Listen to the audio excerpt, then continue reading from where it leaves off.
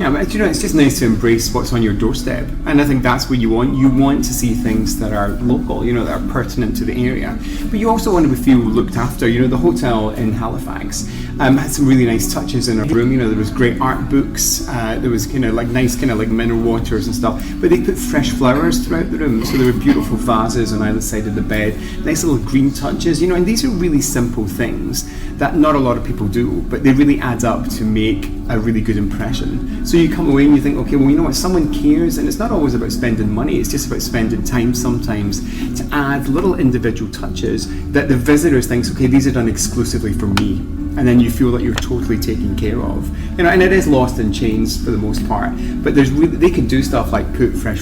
flowers in there, adjust the books that are in there, they were interior books, style books, so it looked like someone had actually curated a library for us, and you notice these things and you appreciate them.